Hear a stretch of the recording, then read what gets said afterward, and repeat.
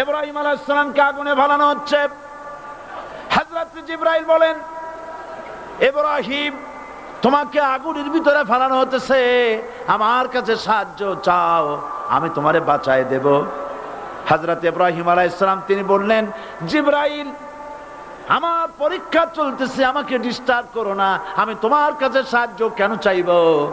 আমি তো এমন কোন অন্ধ আল্লাহর ইবাদত করি না যিনি তার বান্দার দুঃখ দুর্দশা নিজের চোখে না দেখেন।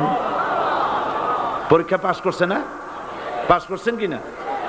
হযরত ইব্রাহিম বলেন, শোনো জিবরাইল, আমি যদি আগুনের ভিতরে পড়ে যাই আর আগুনে পুড়ে যদি ভস্ম হয়ে যায়, আমার আল্লাহ যদি এতে খুশি হন, তাহলে আমি আমার রব্বুল আলামিনকে খুশি করার জন্য এভাবে 1000 বার পুড়তে আমি রাজি আছি। ইব্রাহিম আলাইহিস সালাম আগুনের ভিতরে পড়ে গেলেন। আল্লাহ রাব্বুল আলামিন আগুনের প্রতি নোটিশ করে দিলেন, ইয়া নারু কুনি বারদাও ওয়া সালামান আলা ইব্রাহিম। আগুন আমার ইব্রাহিমের জন্য শান্তিদায়ক, ঠান্ডা হয়ে যা।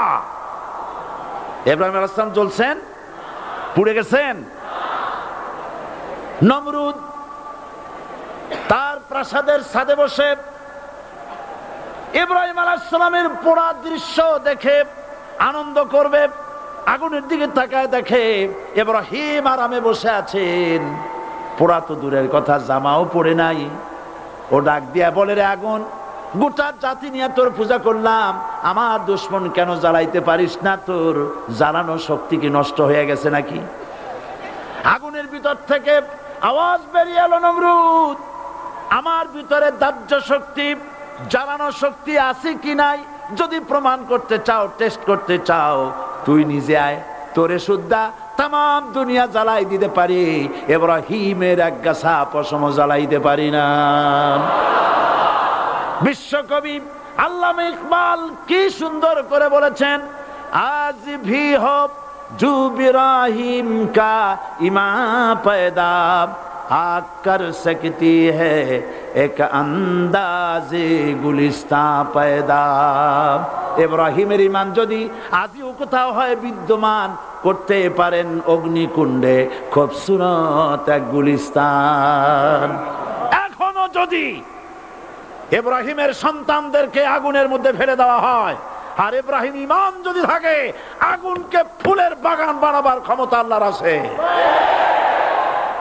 চিরকাল আল্লাহ পাক এই কালেমাকে দিয়েছেন আল্লাহর সার্বভৌমত্বকে প্রতিষ্ঠা করার জন্য।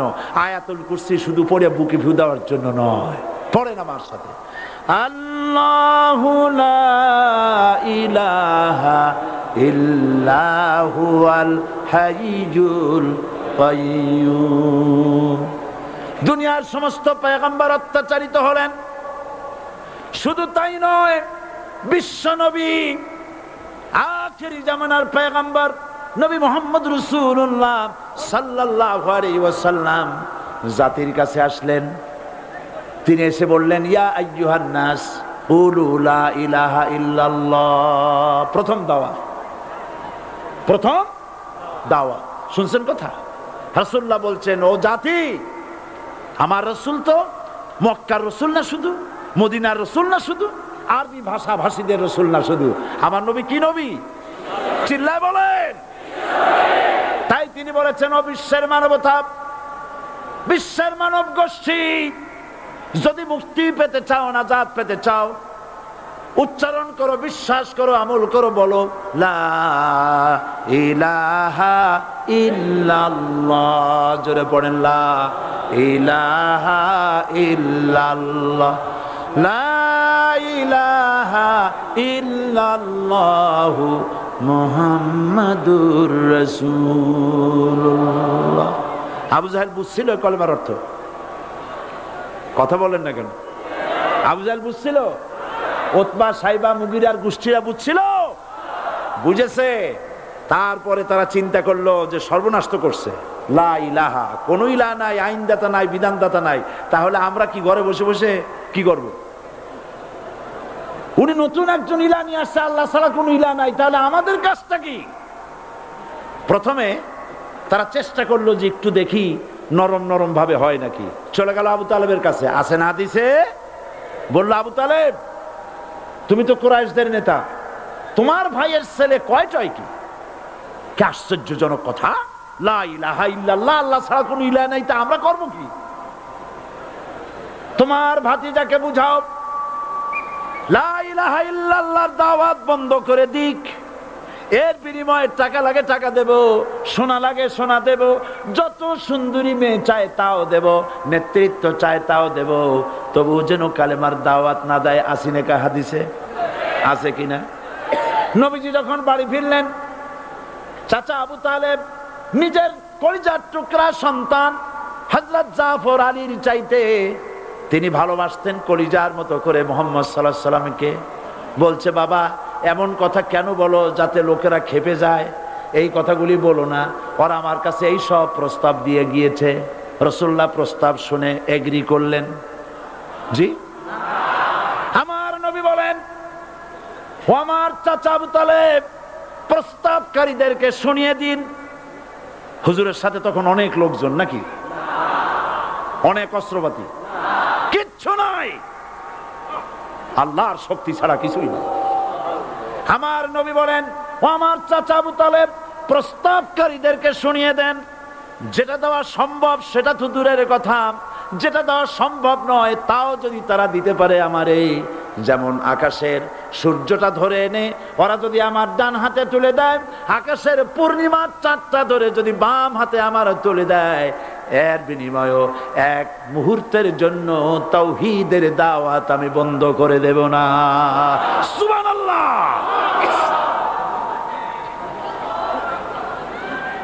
রাসূল করিম সাল্লাল্লাহু আলাইহি ওয়াসাল্লাম তাদের এই প্রস্তাবকে যখন গ্রহণ করলো না, কাফেরেরা বুঝলো, আমি আগেই বলেছি 3 শ্রেণীর লোক বাধা দিয়েছে। কয় শ্রেণী? প্রথম শ্রেণী কি? রাষ্ট্র শক্তি, তাদের হাতে অস্ত্রপাতি তো খুব শক্তি, আর যারা একবার ক্ষমতায় যায় ওরা মনে করে এই ক্ষমতা থেকে আমাদেরকে কেউ নামাইতে পারবে না। বিংশ শতকের শ্রেষ্ঠ মুজাদ্দিদ আল্লামা সৈয়দ আবুদুল্লাহ মওদুদী রাহমাতুল্লাহ আলাইহি তিনি এক জায়গায় লিখেছেন, স্বৈরাচারীরা তার পতনের সমস্ত ছিদ্র বন্ধ করে, কিন্তু একটা ছিদ্র বন্ধ করতে পারে না, মনের ভুলে সে ছিদ্রটা থেকেই যায়, যেই ছিদ্র দিয়ে আসলে তার পতনটা হবে। ক্ষমতায় গিয়ে মনে করে চিরকাল ক্ষমতায় থাকবো। ভারতের প্রধানমন্ত্রী পণ্ডিত জওয়াহরলাল নেহেরু রাঁচি পাগলাগারদে গিয়েছেন, মেন্টাল হসপিটাল।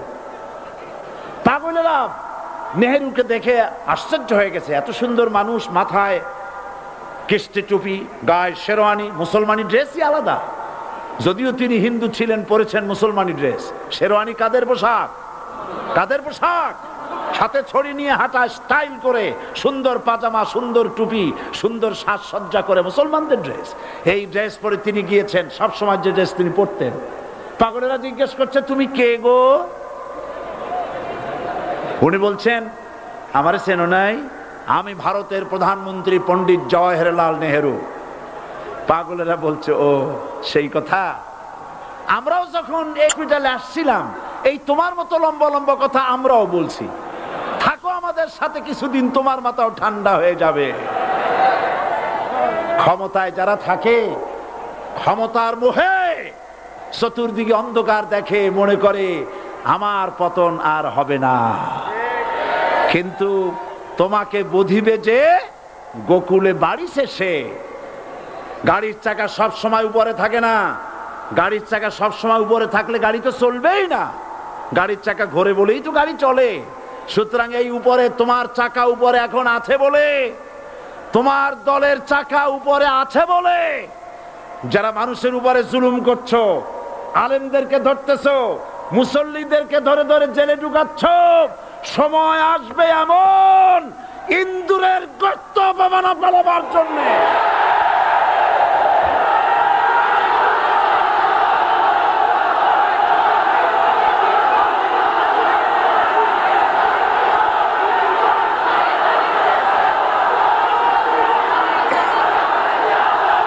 আবু জাহেলের গোষ্ঠী,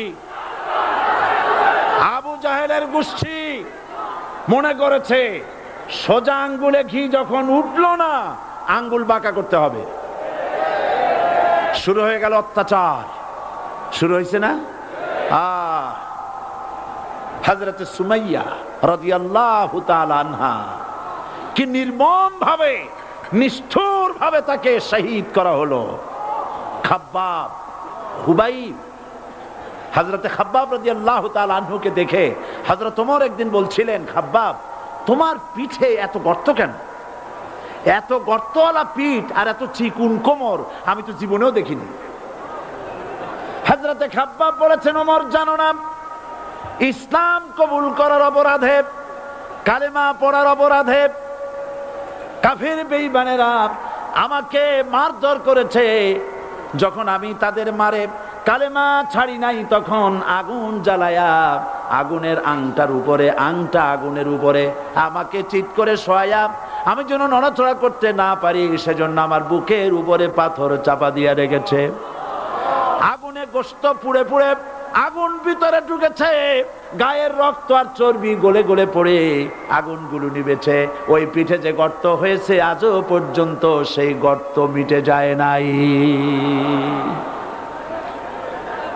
হযরত খাব্বাব রাদিয়াল্লাহু তাআলা আনহু বলছেন, বুখারী শরীফে হাদিসে ভাবে এসেছে, ওয়ান খাব্বাব বিন আরিত রাদিয়াল্লাহু তাআলা আনহু আন্নাহু قال شكونا إلى رسول الله صلى الله عليه وسلم وهو متوسد بردة له في ظل الكعبة।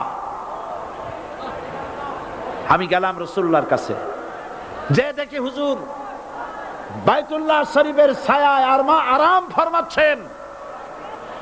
আমি কাছে গিয়ে বললাম, আলা তাস্তানসিরু লানা আলা তাদউ লানা ইয়া রাসূলুল্লাহ, হে রাসূল আপনি কি আমাদের জন্য দোয়া করবেন না? আপনি কি আমাদের জন্য আল্লাহর কাছে সাহায্য প্রার্থনা করবেন না? মার খেয়ে খেয়ে তো শেষ হয়ে গেলাম। শুনতেছেন আপনারা? আল্লাহর নবী উঠে বসলেন, বললেন, খাব্বাব শোনো, তোমাদের আগে যারা এই পৃথিবীতে এসেছিলেন দ্বীনের দাওয়াত দেওয়ার জন্য,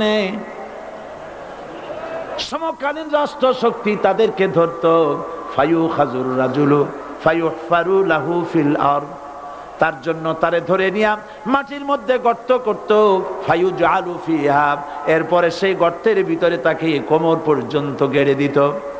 সুম্মা ইউতা বিল মানশার, এরপরে করাত আনা হতো, ফায়ুদাউ আলা রাসিহি, এরপরে করাতটা মাথার উপরে রাখা হতো, ফায়ুজআলু নিসফাইন, এরপরে করাত দিয়া চিরে চিরে জীবিত মানুষটাকে দ্বিখণ্ডিত করে ফেলে দিত।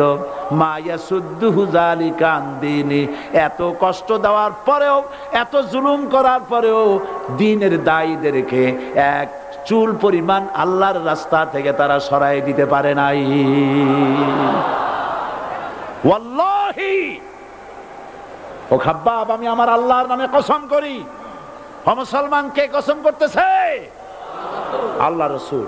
আমি আমার আল্লাহর নামে কসম করি, ওয়াল্লাহি লা ইউতাম্মান্নাল্লাহু হাযাল আমর হাত্তা ইয়াসির রাকিবু মিন সানা ইলা হাজরামাউত। সেদিন বেশি দূরে নয়, ইয়েমেনের রাজধানী সানা থেকে শুরু করে সৌদি আরবের হাজরামাউত পর্যন্ত হাজার হাজার মাইল, এই দীর্ঘ পথে যুবতী নারী তার সৌন্দর্যের পশ্চা নিয়া, আর ধনাঢ্য ব্যক্তিরা সওদাগরেরা তাদের টাকা পয়সা নিয়া একাকে নিয়ে অথবা দলবদ্ধ ভাবে মানুষেরা যাতায়াত করবে। লা ইয়াখাফু ইল্লাল্লাহ, মানুষের মনের মধ্যে কোনো ভয় থাকবে না। এমন একটা সময় আসবে, ওয়ালাকিন্নাকুম তাস্তাজিলুন, অথচ তোমরা বড্ড তাড়াহুড়ো করছো। তাড়াহুড়ো করো না, অপেক্ষা করো, ধৈর্য ধরো, মার খাও, জেলে যাও, শহীদ হও, আল্লাহর রাজ কায়েম হবেই হবে।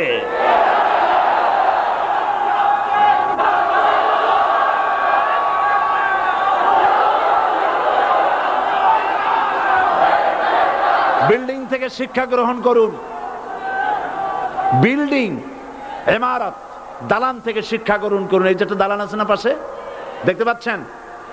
এই দালান কি দিয়ে তৈরি করা হয়েছে বলেন? ইট। সমস্ত ইটেরা যদি ধর্মঘট করত, আমরা কেউ মাটির তলায় যাব না, কেউ আমরা আগুনে পুড়ে ঝামা হব না, পিক হব না, কেউ আমরা টুকরা টুকরা হব না, সবাই থাকবো উপরে উপরে, তাহলে কি দালান হইতো নাকি? এই বিল্ডিং নির্মাণ করতে গিয়া ইটের যে স্যাক্রিফাইস, হাজার হাজার ইটকে পিক হতে হয়েছে, পুড়ে যেতে হয়েছে, খোয়া হতে হয়েছে, ভেঙে টুকরা টুকরা হয়ে 50 ফিট মাটির নিচে যেতে হয়েছে, তারপরে ইমারত গঠন হয়েছে, সুন্দর দালান তৈরি হয়েছে। যারা ইসলামী শাসন চান, আল্লাহর দ্বীনকে বিজয়ী দেখতে চান, তাদেরকে অসংখ্য মানুষকে পোড়া ইটের মতো জেলখানায় পুড়ে পুড়ে মরতে হবে, অসংখ্য মানুষকে ফাঁসির কাস্টে ঝুলতে হবে, গায়ের রক্ত দিতে হবে, শহীদ হতে হবে, তারপরে ইসলামের ইমারতটা কায়েম হয়ে যাবে। শায়ের কবি কি সুন্দর করে বলছেন, কবি সুন্দর করে বলছেন, ये शहादत गाहे उल्फत में कदम रखना, ये शहादत गाहे उल्फत में कदम रखना, लोग समझते हैं आसा है मुसलमान होना। মানুষেরা মনে করে মুসলমান হওয়া খুব সহজ জিনিস। না, মুসলমান হওয়ার অর্থ হলো শাহাদাতের ঈদগাহে শামিল হয়ে যাওয়া।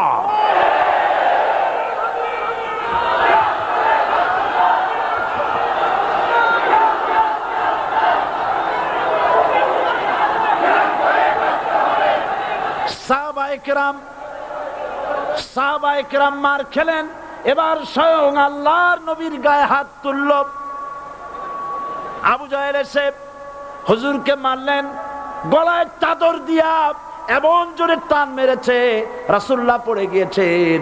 হাদিসে এসেছে হুজুরের চোখ মোবারক ঠিকরে পড়ে যেতেছে, চেহারা মোবারক লাল হয়ে গিয়েছে, জমিনের উপর আছাড় মেরে ফেলেছে। রাসূলের এই অবস্থা দেখে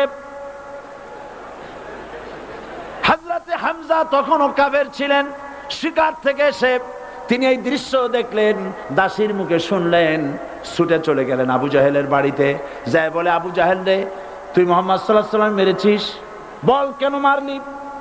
এমন ভালো মানুষ তো জীবনে চোখে দেখি নাই, যিনি কোনো মিথ্যা কথা বলেন না, ভালো ভালো কথা বলেন, এক আল্লাহর গোলামি করার জন্য বলেন। এই সব ভালো কথা বলার জন্যই তুই তারে মারলি নাকি?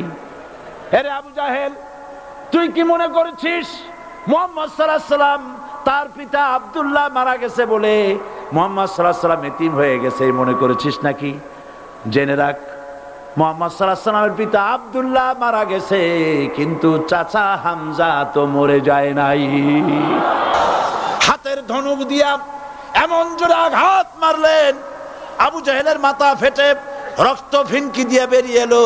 হযরতে হামজা ঘরে ফিরে এসে রাসূল করিম সাল্লাল্লাহু আলাইহি ওয়াসাল্লামের মস্তক মোবারক কোলে উঠাই নিলেন আর বললেন, বাবা, তোমাকে মেরেছে বলে আমি আবু জাহেলের মাথাটা ফাটাই দিয়ে আসছি, তুমি খুশি হও।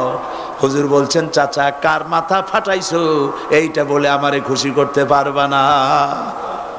হযরতে হামজা বলেন, তুমি কি হলে খুশি হবে? হুজুর বলেন, হামজা চাচা গো, আমি খুশি হব যদি একটিবার চাচা তোমার মুখে শুনতে পাই ঈমানের কালেমা। হযরতে হামজা বলেন, মুহাম্মদ সাল্লাল্লাহু আলাইহি ওয়াসাল্লাম, আমি বুঝতে পেরেছি তুমি কোনো সাধারণ মানুষ নয়। সাধারণ মানুষ হলে পরে তুমি প্রতিশোধে বিশ্বাসী হতে, খুশি হতে। প্রতিশোধে বিশ্বাসী হও নাই, তুমি অবশ্যই আল্লাহর নবী, কোনো সন্দেহ আমার নাই। তুমি সাক্ষী থাকো, আমি পড়ে নিলাম, লা ইলাহা ইল্লাল্লাহু মুহাম্মাদুর রাসূলুল্লাহ।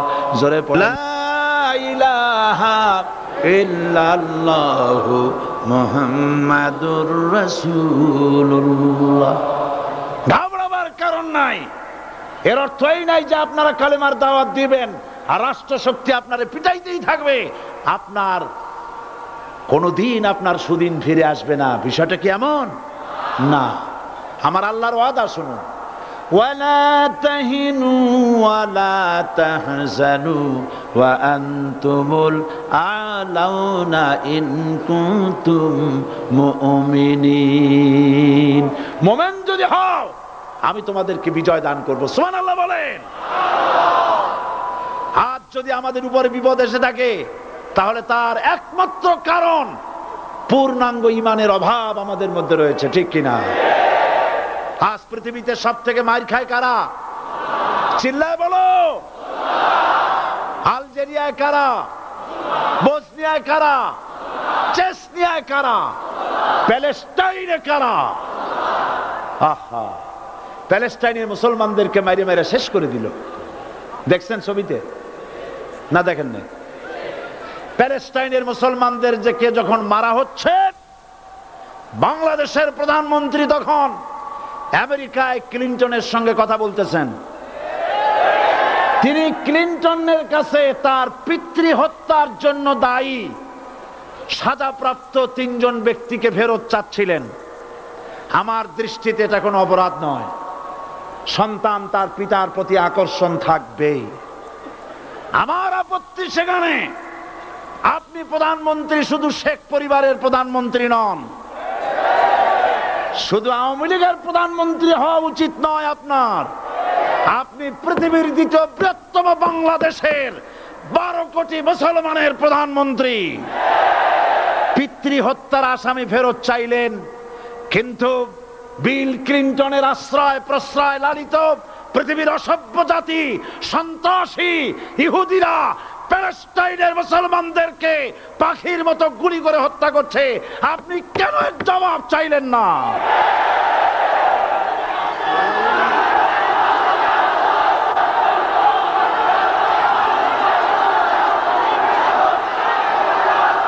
জবাব জবাব আপনি চাইতে পারবেন না, কারণ মুনাফিকদের সাহস হয় না, সাহস হয় মুমিন ব্যক্তি।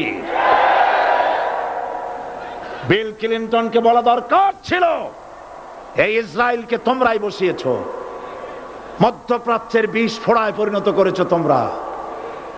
তবে হ্যাঁ, যুরিবাত আলাইহিমুয যিল্লাতু ওয়াল মাসকানা ওয়া বাউ বিগাদাবিন মিনাল্লাহ। আল্লাহর গজব আসবে, ইহুদিরা পৃথিবী থেকে নিশ্চিহ্ন হবেই হবে ইনশাআল্লাহ।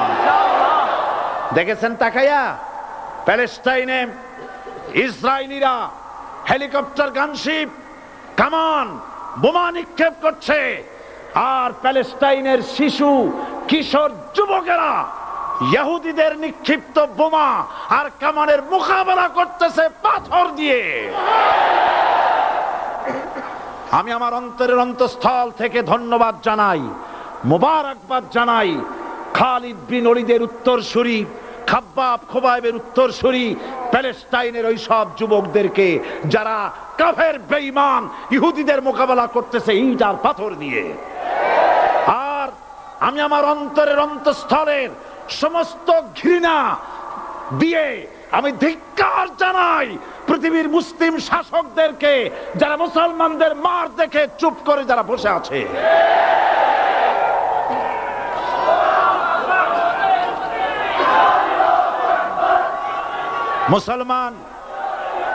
মুসলমান যদি মুসলমানের মতো হয়, 10 জন যথেষ্ট। কয়জন যথেষ্ট? কোথায় আছে কথা? আল্লাহ পাক কোরআন শরীফের মধ্যে বলেছেন, একজন যদি হও ইমানদার মুত্তাকি 10 জনের উপরে বিজয়ী হবে। 10 জন যদি হও 100-এর উপরে বিজয়ী হবে। 100 যদি হও 1000-এর উপরে বিজয়ী করব। জোরে বলেন সুবহানাল্লাহ। কবি বলতেছেন, ফিজায়ে বদরে পয়দা কুন ফেরেশতে তেরি নুসরত কো উতার সকতে গর্দু সে কতর অন্দর কতর আবি। বদরের মুসলমানদের মতো ঈমান আনো, তাহলে আকাশ থেকে কাতারে কাতারে ফেরেশতা নাজিল করে দিয়ে আল্লাহ পাক তোমাদেরকে সাহায্য করবেন। সুবহানাল্লাহ। সে আল্লাহ আছে না নাই? জোরে বলেন, আছে না নাই?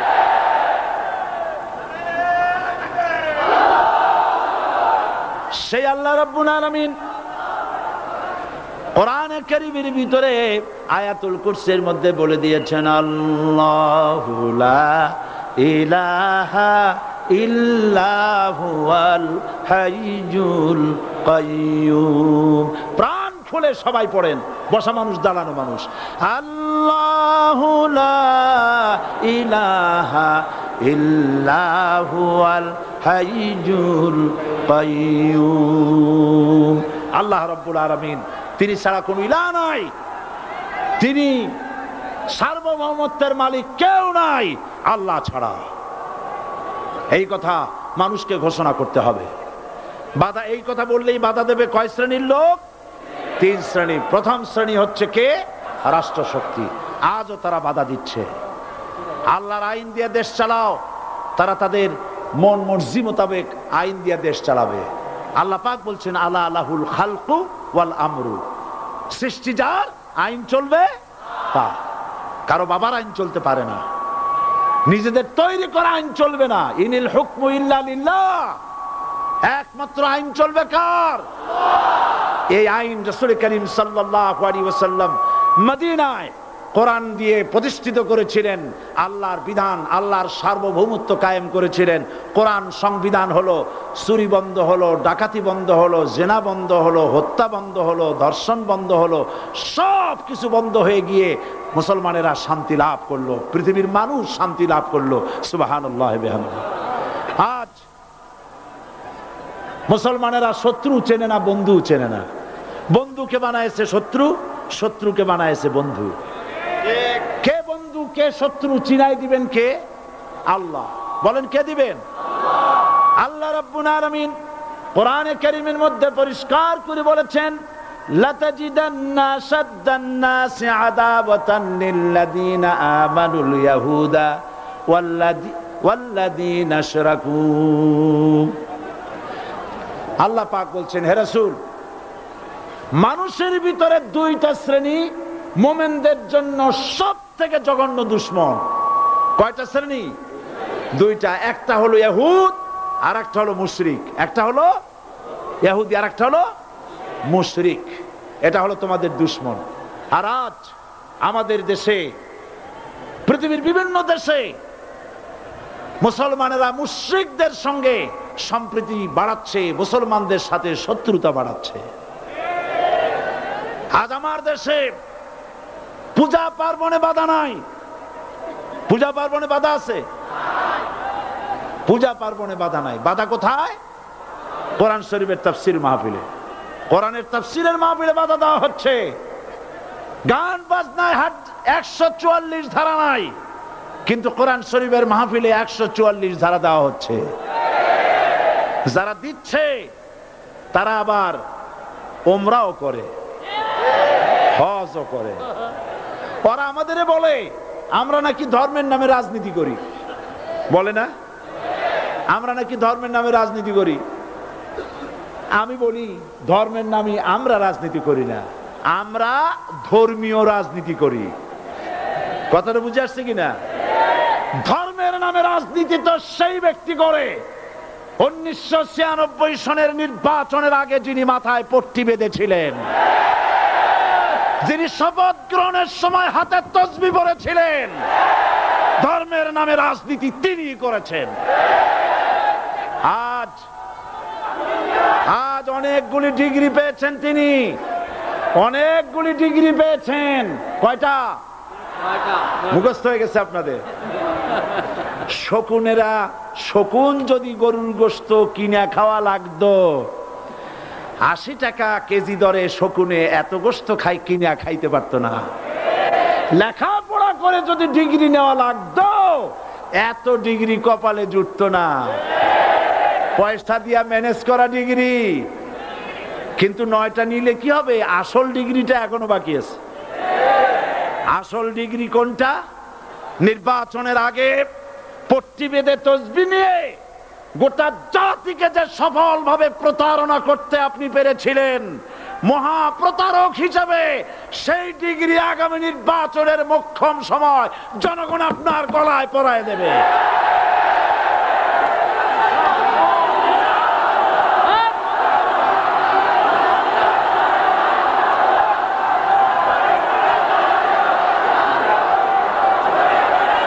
সুতরাং রাজনীতি নয়, আমরা ধর্মীয় রাজনীতি করি, আমরা এই কোরআনের রাজনীতি করি। এই কোরআন নিয়ে বাঁচতে চাই, এই কোরআন নিয়ে মরতে চাই। এই কোরআন থেকে আমাদেরকে বিচ্ছিন্ন করতে চায় কাফের বেঈমান মুশরিকেরা। ও আমার জাতি, কোরআন থেকে যারা বিচ্ছিন্ন করতে চায়, তোমরা কি তাদের বিরুদ্ধে জিহাদের জন্য প্রস্তুত থাকবে?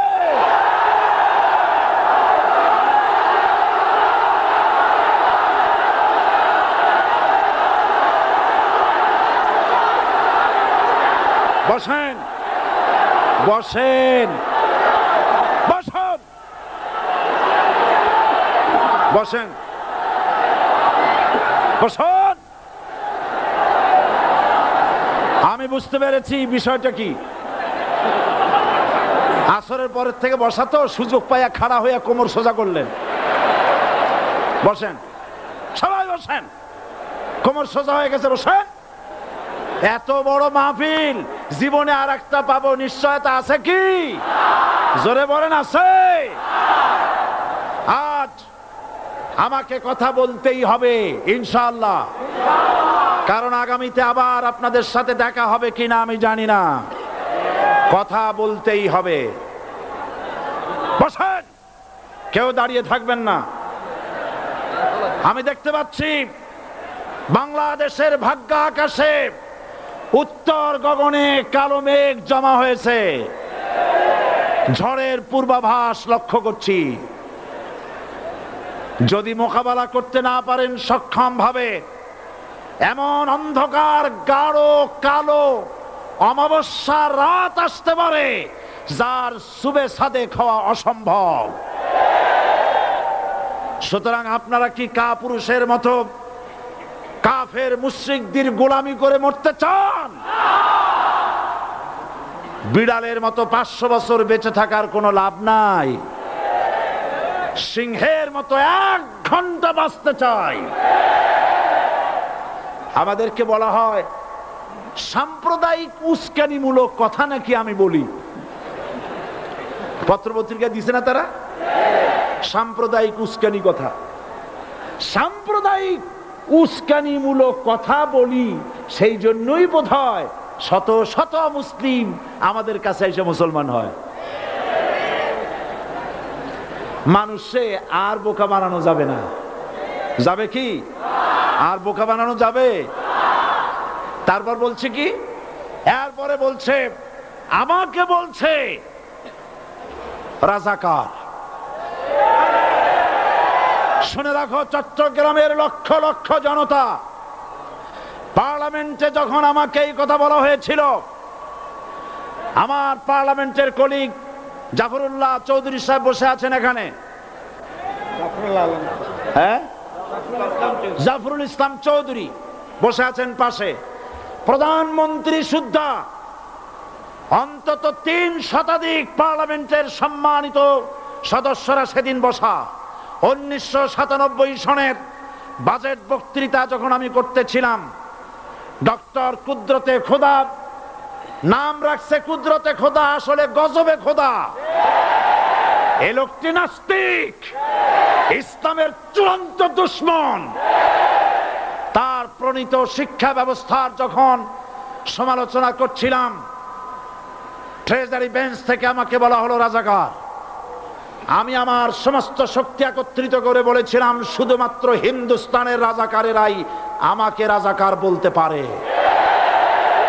আমি বলেছিলাম 1973 সন পর্যন্ত আমি বাংলাদেশের কোন রাজনৈতিক দলের নেতা এবং কর্মী ছিলাম না। আমি রাজাকার নই। আমাকে রাজাকার বলে যদি তাকেও প্রমাণ করতে না পারে 10 কোটি টাকার মানহানি মামলা দায়ের করব। আমার এই বক্তব্য সারা দুনিয়া শুনেছে। পার্লামেন্টে আমার এই বক্তব্য রেকর্ড হয়ে আছে। সেদিন 3 শতাধিক পার্লামেন্ট মেম্বারের কেউ আমার চ্যালেঞ্জ গ্রহণ করেন নাই। যে কোনো ব্যক্তি পার্লামেন্টে গিয়ে আমার বক্তৃতা দেখে আসতে পারেন। এরপরে 1997 সনের 7ই অক্টোবর দৈনিক জনকণ্ঠ পত্রিকা যখন আমার বিরুদ্ধে লিখলো, সেই পত্রিকায় সাঈদীর ওপেন চ্যালেঞ্জ ৮ম পাতা ১৯৯৭ ৭ই অক্টোবর, এত বড় ২ কলমে হেডিং। সেখানে আমি বলেছি, বাংলাদেশের সকল সাংবাদিক, গোয়েন্দা বিভাগ, বাংলাদেশের সকল বুদ্ধিজীবীকে আমি আমার পিরোজপুরে আমন্ত্রণ করছি। আমার উপস্থিতিতে যদি কেউ প্রমাণ করতে পারে বাংলাদেশের স্বাধীনতা যুদ্ধের বিরুদ্ধে আমার কোনো ভূমিকা ছিল, সজ্ঞানে স্বেচ্ছায় জাতীয় সংসদের সদস্য পদ থেকে পদত্যাগ করব। ৩ বছর পার হয়ে গেছে, আজ পর্যন্ত কেউ এই চ্যালেঞ্জের মোকাবেলা করে নাই। সুতরাং আমাকে যারা রাজাকার বলবে তারা পিতৃ পরিচয়হীন অবৈধ সন্তান। 1971 সনের, শোনো মুসলমানেরা, 1971 সনের কোন কাদা সাঈদীর গায়ে লাগে নাই। আমাকে রাজাকার বলে জনগণ থেকে বিচ্ছিন্ন করবা, জনগণ থেকে আমারে বিচ্ছিন্ন করা যাবে না। কারণ এই জনগণ আমার জন্য আসে না, এই জনগণ আসে আল্লাহর কোরআনের জন্য।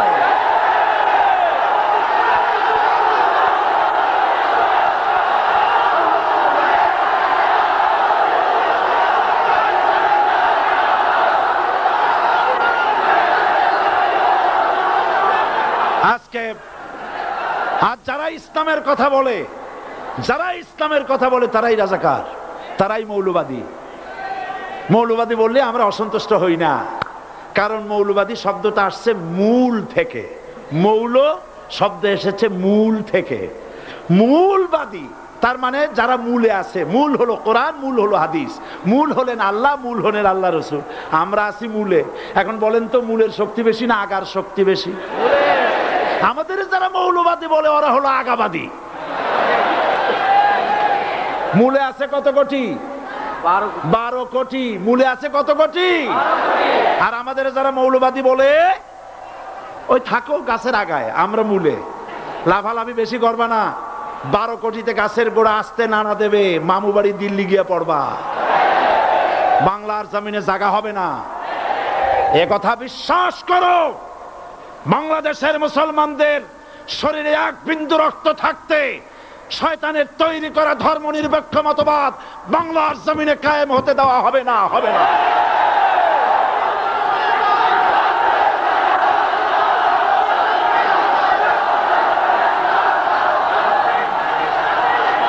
রাসূল করিম সাল্লাল্লাহু আলাইহি ওয়াসাল্লাম কোরআন প্রতিষ্ঠার জন্য আন্দোলন করেছিলেন। আয়াতুল কুরসি আমাদের সে কথাই শিখেছে।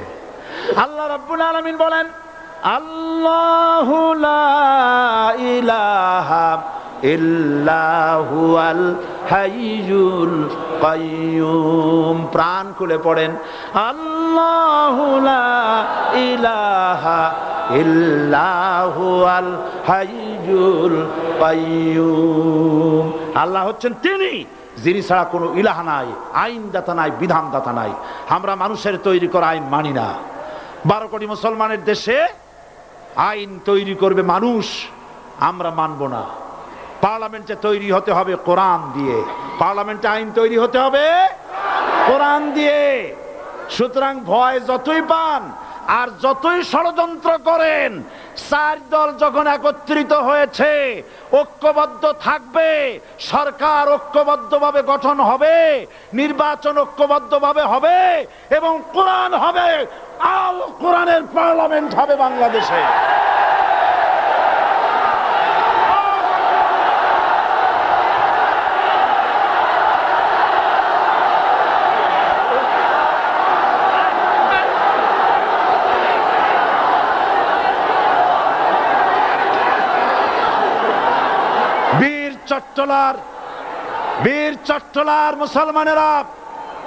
বীর চট্টলার মুসলমানেরা স্বাধীনতার ঘোষণা, এই চট্টগ্রাম থেকে স্বাধীনতার মহান ঘোষক প্রেসিডেন্ট জিয়াউর রহমান সাহেব দিয়েছিলেন। এই চট্টগ্রাম থেকেই ইসলামী রাষ্ট্রের ঘোষণা হবে।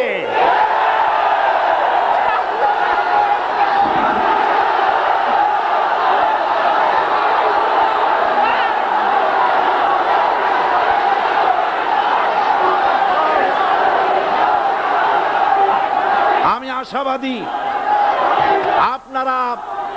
আপনারা অবশ্যই তা পারবেন। আমি 100% বিশ্বাস করি ইনশাআল্লাহ। কারণ যে ষড়যন্ত্রের মোকাবেলা করে স্থানীয় রাজনৈতিক দলের নেতৃবৃন্দ কোরআনের মাহফিল সিনায় এনেছেন, আমি প্রথম দিনই বলেছি চট্টগ্রাম তাফসিরুল কোরআন মাহফিল কোন রাজনৈতিক দলের প্রতিনিধিত্ব করে না। এটা কোন জামাত শিবিরের একক সম্পদ নয়, এটা চট্টগ্রামের মুসলমানদের কলিজার টুকরা তাফসিরের মাহফিল। সুতরাং এই মাহফিল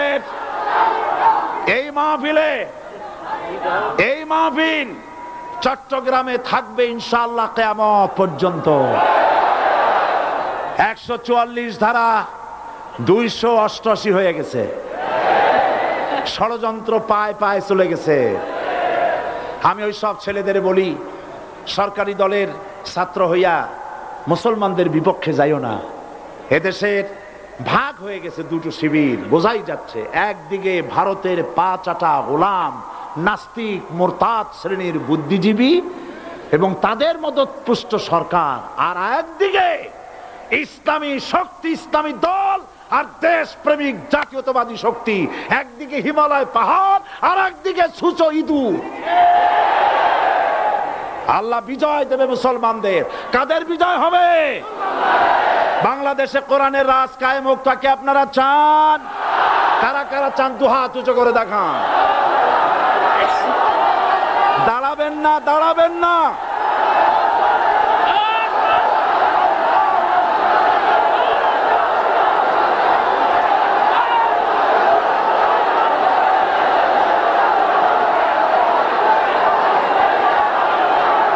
বসুন, বসুন, আবার বসেন, বসুন।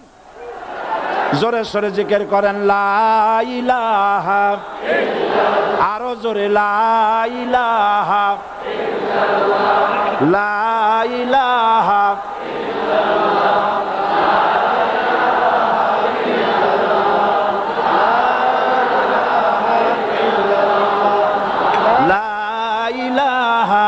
ইল্লাল্লাহ, লা ইলাহা ইল্লাল্লাহ, লা ইলাহা ইল্লাল্লাহ মুহাম্মাদুর রাসূলুল্লাহ। যারা যেখানে দাঁড়িয়েছেন বসুন। 3 শ্রেণীর লোকেরা আল্লাহর কালেমায় বাধা দিয়েছে। কয় শ্রেণী? একটা হলো রাষ্ট্রশক্তি, 2 নম্বরে মনে আছে ধনাঢ্য পুঁজিপতির গোষ্ঠী, ওরাও বাধা দিয়েছে। কারণ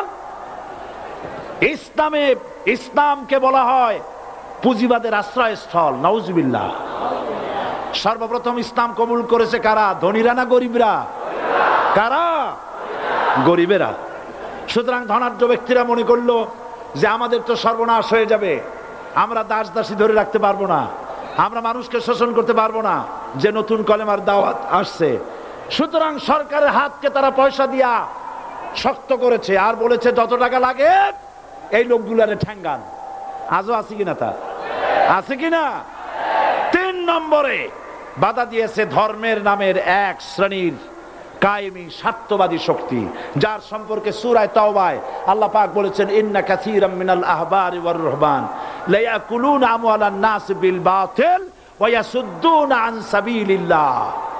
ইহুদি আহলে কিতাবদের মধ্যে এক শ্রেণীর বুজুর্গ ধরনের লোক, দরবেশ জাতীয় লোক, যারা নাকি মানুষের সম্পদকে বাতিল পন্থায় ভক্ষণ করে, ওয়াসুদ্দুনা আন সাবিলিল্লাহ, এবং আল্লাহর রাস্তায় চলার জন্য মানুষকে বাধা প্রদান করে। এত বড় বিশাল মাহফিলে আপনি দাঁড়ায়া কোন মানুষকে কষ্ট দিবেন না, জায়েজ নাই। মুসলমানদেরকে কষ্ট দেওয়া কবিরা গুনাহ। বুঝতে পেরেছেন? যে যেখানে দাঁড়িয়েছে আপনারা বসা মানুষেরা তাদেরকে বসায় দেন।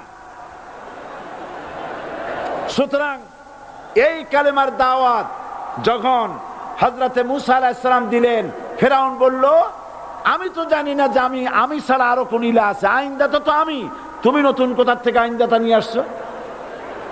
ফেরাউন বলছে, দেখো আমারে বাদ দিয়া যদি অন্য কাউকে ইলাহ বলে তুমি মানো আর সেই শিক্ষা যদি যে জাতিকে দাও, তাহলে আমি তোমাকে ধরে লাআজআলান্নাকা মিনাল মাসজুনিন, আমি তোমাকে কারারুদ্ধ করব, আমি তোমাকে জেলখানায় ঢুকিয়ে দেব।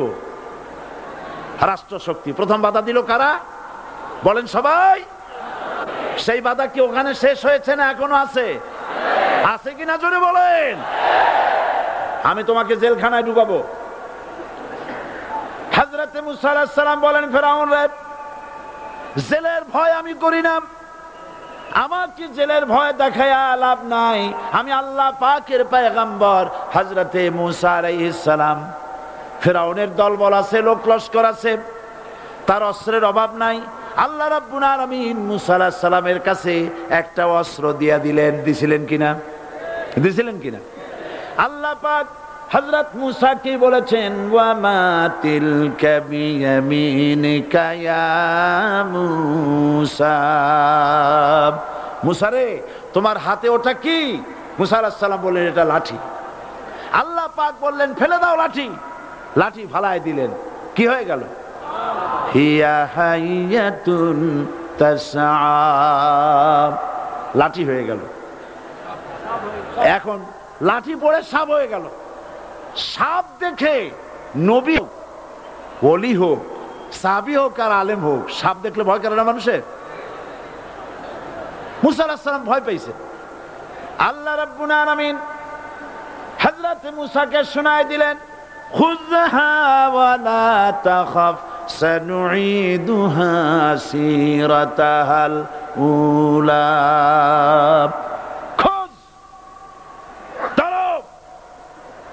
লা তাখাফ, ভয় পেও না। আল্লাহ বলছেন ধরো, ভয় পেও না। ধরার সঙ্গে সঙ্গে স্বাভাবিক অবস্থায় ফিরে আসবে, আবার লাঠি হয়ে যাবে। এখন আল্লাহ বলছেন ধরো। মুসা আলাইহিস সালাম কি ভয় পাওয়া উচিত হবে? উচিত হবে? মুসা আলাইহিস সালাম কি ভয় পাইছিলেন? কারণ হচ্ছে এই দুশমনের শক্তিটা খুব বড়ই দেখা যায়, মনে হয় যেন অনেক বড়, কি জানি কি। আল্লাহ পাক বলছেন, ইন্না কাইদাশ শায়তানে কানা দাঈফা, শয়তানের চক্রান্ত যতই তুমি মনে করো অনেক ষড়যন্ত্রের জাল বিস্তার হয়ে আছে, আল্লাহ কয় কিছুই না, দাঈফা, অত্যন্ত দুর্বল। আল্লাহ পাক বললেন ধরো। মুসা আলাইহিস সালাম সাপ ধরলেন, সঙ্গে সঙ্গে লাঠি হয়ে গেল। ফেরাউন বরদাস্ত করলো না, রাষ্ট্রশক্তির পক্ষ থেকে আক্রমণ শুরু হলো। অপরাধ কি? মুসা আলাইহিস সালামের অপরাধ কি? কি অপরাধ? মাশাআল্লাহ, বুঝতে পেরেছেন। অপরাধ হচ্ছে তিনি বলেছেন লা ইলাহা, জোরে বলেন লা ইলাহা ইল্লাল্লাহ। এই কালেমাকে আজ আমরা ভিক্ষার বুলি বানাইছি। এটা হলো সার্বভৌমত্বের বুলি, এটা হচ্ছে আল্লাহ পাকের সার্বভৌমত্বের কথা। আজ আমরা মানুষের কাছে আমরা শুনি, মানুষেরা ভিক্ষা চায়, লা ইলাহা ইল্লাল্লাহ, এক মুঠ চাউল দেন, লা ইলাহা ইল্লাল্লাহ 10 খান পাই দেন। এই হচ্ছে কালেমার জিকির। আবার কেউ কেউ জিকির করতেছে লা ইলাহা আস্তে, ইল্লাল্লাহ জোরে, এমন জোরে কলব সাফ করে, কলব তাতে থাকলেও পারে গেলেও পারে। এই কালেমার জার, এর আঘাত পয়গম্বররা মেরেছেন। হযরতে মুসা আলাইহিস সালাম যখন বলেছেন লা ইলাহা ইল্লাল্লাহ, এই ধাক্কা ফেরাউন বরদাস্ত করতে পারে নাই। দরিয়ায় নীলের ভিতরে আল্লাহ পাক ডুবাইয়ে শেষ করে দিয়েছেন, দেন নাই? হযরতে মুসা আলাইহিস সালাম, তার উম্মতেরা দরিয়ার পাশে বসে দ্বীনি কথাবার্তা বলতেছেন। এমন সময় ফেরাউন, তার শত্রু হচ্ছে মুসা আলাইহিস সালাম। শত্রু কেন? মুসা কি ফেরাউনের পাকা ধানে মই দিয়েছে নাকি? বলেন আপনারা। তার হালের গরু পিটায় মারছে নাকি? অপরাধ হলো তিনি আল্লাহর জমিনে আল্লাহর আইন প্রতিষ্ঠার কথা বলেছেন। এই শুধুমাত্র এই অপরাধে ফেরাউন তার দলবল নিয়ে 3 দিক থেকে আক্রমণ করেছে। মুসা আলাইহিস সালামের উম্মতেরা ভয় পেয়ে গেছেন। তারা বলছেন ইন্না লামুদরাকুন, আমরা পাকড়াও হয়ে গেছি, তিন দিকে সাঁড়াশি আক্রমণ, তিন দিকে শত্রু, একদিকে দরিয়া, পালাবার রাস্তা আছে? হযরত মুসা আলাইহিস সালাম ভয় পেয়ে গেলেন, সারেন্ডার করলেন না। হযরত মুসা আলাইহিস সালাম বললেন, কাল্লা, কখনো নয়, ভয় পাওয়ার কোনো কারণ নাই। রব্বি সায়াহদিন, অবশ্যই আমার রব আমার জন্য রাস্তা করে দিবেন। ভয় পাইও না, আমার রব রাস্তা করে দিবেন। আল্লাহ রাব্বুল আলামিন হযরত মুসা আলাইহিস সালামকে অর্ডার করলেন, হাতের লাঠি দিয়া দরিয়ার উপরে আঘাত করো। হযরত মুসা আলাইহিস সালাম দরিয়ার উপর আঘাত করলেন। রাস্তা ছিল দরকার একটার, এক বাড়িতে আল্লাহর হুকুমে লাঠি দিয়ে একটি আঘাত করার সঙ্গে সঙ্গে হযরত মুসার তার সঙ্গী সাথী দরিয়া পার হওয়ার জন্য দরিয়ার মধ্য দিয়ে আল্লাহ 12টা রাস্তা পয়দা করে দিলেন। সে আল্লাহ আছে না নাই? এত আসতে বলেন কেন? ভয় পাওয়ার কারণ আছে? রাষ্ট্র শক্তি বাধা দিয়েছে সমস্ত নবীদেরকে। কেন? নবীদের চরিত্র খারাপ? জোরে বলেন, নবীদের চরিত্র খারাপ? নবীদের চাইতে মাসুম, বেগুনাহ, উন্নত চরিত্রের মানুষ আল্লাহর আকাশের নিচে জমিনের উপরে আর হয় নাই। তোমরা যে সব নেতাদের পিছনে দৌড়াও, অমুকের সৈনিক, নেতা নেতা করে মরো, এইসব নেতা যাদের পিছনে দৌড়াও, এই নেতাগুলি, আমি জিজ্ঞেস করি আপনাদেরকে, এই নেতাগুলি জীবনে একবারও জেনা করে নাই।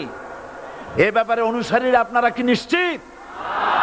মিথ্যা কথা জীবনেও কয় নাই, প্রতারণা করে নাই, ঠাট্টা করে নাই, বিদ্রুপ করে নাই, মদ খায় নাই, মানুষ হত্যা করে নাই। কিসের নেতা? নেতা হচ্ছেন সেই ব্যক্তি যিনি বলেছেন, ও আমার স্ত্রীরা, ও আমার সাহাবীরা, রাতের আধারে আমার মধ্যে যা আচরণ দেখতে পাও, দিনের আলোতে আমার মধ্যে যা দেখতে পাও, সবগুলি খুলে খুলে মানুষের কাছে বলে দাও। তার নাম বিশ্বনবী মুহাম্মদ রাসূলুল্লাহ সাল্লাল্লাহু আলাইহি ওয়াসাল্লাম।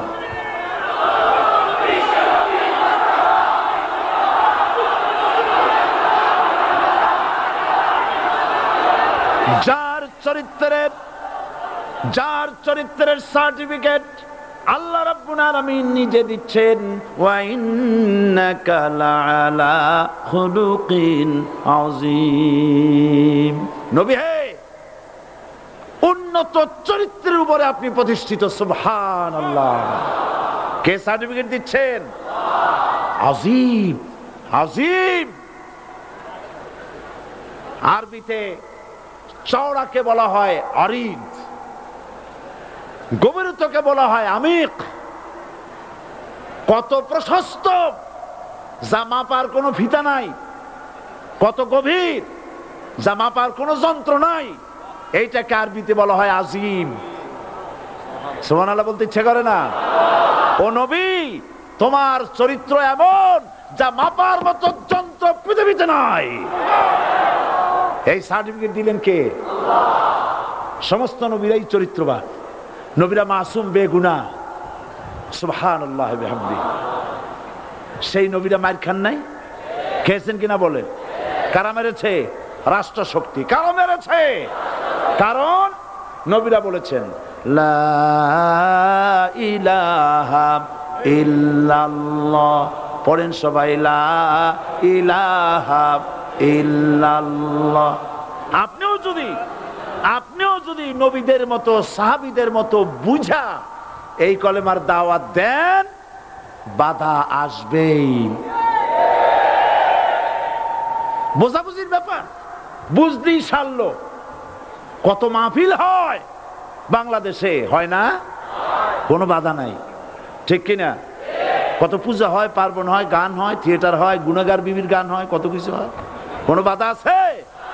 তাফসীরের মাহফিলে বাধা।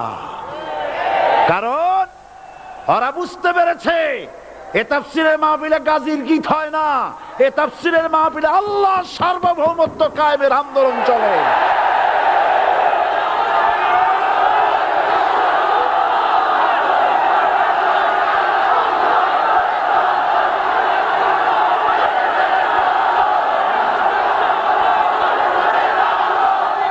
এবার দেখুন, এবার কলেমা বোঝেন, কালেমা বুঝুন। বঙ্গভবনের সামনে দাঁড়ায়া, গণভবনের সামনে দাঁড়িয়ে আপনি যদি কালেমার জিকির করতে থাকেন, লা ইলাহা ইল্লাল্লাহ, লা ইলাহা ইল্লাল্লাহ, লা ইলাহা ইল্লাল্লাহ, লা ইলাহা ইল্লাল্লাহ, 2-1 ঘন্টা, 2-4 ঘন্টা দেখবেন অফিসাররা এসে বলবে, না জানি কোন খাজা বাবা আসছে, আসেন আসেন, নিয়ে খাইতে দেবে, হাদিয়া দেবে। যেহেতু যিনি পড়তেছেন উনি বোঝেন না কি বলতেছেন, আর যারা দাওয়াত দিয়ে নিয়ে গেল ওরা টের পায় নাই যে কি কি শুনে দাওয়াত দিতেছে। কিন্তু আপনি যদি বঙ্গভবন, গণভবন, সেক্রেটারিয়েট আর পার্লামেন্ট এর ভিতরে ঢুকে যদি বলেন, কোন মানুষের তৈরি করা আইন মানি না, কোন সরকারের সার্বভৌমত্ব স্বীকার করি না, কারো বিধান মানি না, কারো তৈরি করা আইনের সামনে মাথা নত করি না, আল্লাহ ছাড়া কারো বিধান মানি না, হাদিয়া আসবে, খাইতে দেবে, পকেটে টাকা দেবে, খাওয়াবে এক জায়গায় নিয়ে, কোন জায়গায়? লাল দালানে। বোঝাবুঝির ব্যাপার। পয়গম্বরেরা দাওয়াত দিয়েছেন আয়াতুল কুরসি ফরজ নামাজ পড়িয়া, দেখছি অনেকেই জামার বুতাম টুতাম খুলিয়া তারপরে জোরে একটা ফু দেয়। অসুবিধা নাই, ফু আপনি দেন, কিন্তু কি পড়ে ফু দিচ্ছেন আপনি কি বুঝছেন কিছু? সুবহানাল্লাহ। বুঝলি কি এই চেহারা হয়? এতগুলো মানুষ লাগে নাকি বিপ্লব করতে, কালেমার রস কায়েম করতে? 313 জন মুসলমান যথেষ্ট পৃথিবীতে।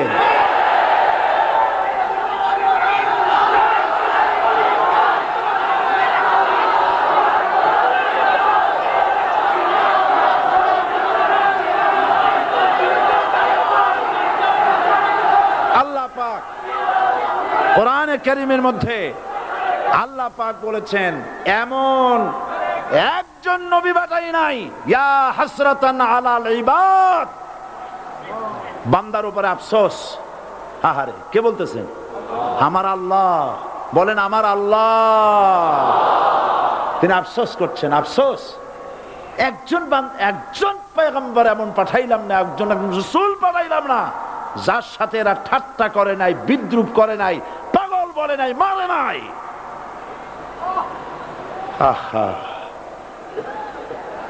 অপরাধ আল্লাহর সার্বভৌমত্ব প্রতিষ্ঠার অপরাধ। হযরত ইব্রাহিম আলাইহিস সালাম তিনি যখন এই কালেমার দাওয়াত দিয়েছেন নমরুদের বিরুদ্ধে, নমরুদ বলেছে, মান আসাদ্দু মিন্না কুওয়া, আমার চাইতে শক্তিশালী আর কে আছে? আনা রব্বুকুমুল আলা, আমি তোমাদের বড় প্রভু। নাউজুবিল্লাহ। কই থেকে একটা তুমি বলছো লা ইলাহা ইল্লাল্লাহ, আমি তো ইলাহ। হযরত ইব্রাহিম আলাইহিস সালাম কি কালেমার দাওয়াত পেশ করার অপরাধে অগ্নিকুণ্ডের ভিতরে ফালাবার ব্যবস্থা হয়ে গেছে। আল্লাহ পাক সব ঘটনা কোরআনে বলে দিয়েছেন কিনা বলেন? কেন বললেন এই সমস্ত কথা? এই জন্য বলেছেন, ফেরাউন মরে যাবে, নমরুদ মরে যাবে, কিন্তু তাদের প্রেতাত্মারা যুগে যুগে তারা বেঁচে থাকবে। আগুনের ভিতরে ফালাবার ব্যবস্থা হয়েছে। আল্লাহ পাক বলে দিয়েছেন, আমার রাস্তায় যদি চেষ্টা করো, জিহাদ করো, আমার সাহায্য তোমরা পাবে। ওয়া কানা হাক্কান আলাইনা নাসরুল মুমিনিন, মুমিনদেরকে সাহায্য করা